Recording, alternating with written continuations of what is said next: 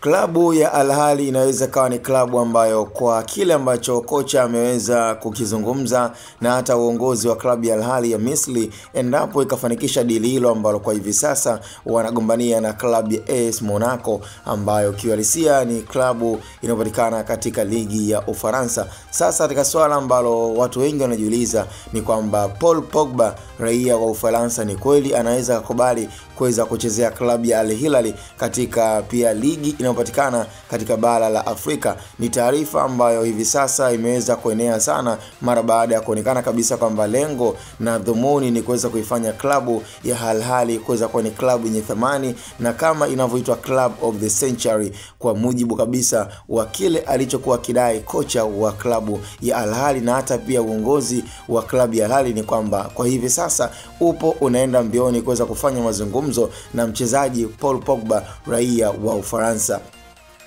Kila mtu anajiuliza, kila mtu pia anaamini kabisa kama ni swala ambalo linaweza likawa ni gumu, lakini Al Ahly wanaamini katika swala zima la makubaliano ya pesa, yani deal iweze kuwekwa mezani, alafu waangalie kwamba Paul Pogba, je, anaweza akaenda Monaco ama akaenda kwenye klabu ya Al Ahly. Na mpaka hivi sasa ofa ambazo zimeweza kwenda kwa Paul Pogba, na ni rasmi kabisa wakala anayehusika na Paul Pogba ambaye ni moja ya kiongozi wake na anayekubaliana pia katika swala zima la dili kuweza kuwekwa mezani, ni kwamba Monaco wameweza kuweka ofa, lakini pia na Al Ahly wameweza kuweka ofa. Ila cha kushangaza na cha ajabu, pesa ambayo Monaco wameweza kuiweka, basi klabu ya Al Ahly imeweza kuongeza pia mara moja yake na robo, yani ili mradi tu waweze kupindua meza na waweze kumsaini Paul Pogba. Na kwenye swala zima la pesa, naweza nikasema kwamba Al Ahly inaweza kufanikisha kuweza kuweka pesa ambayo inaweza kawa ni ndefu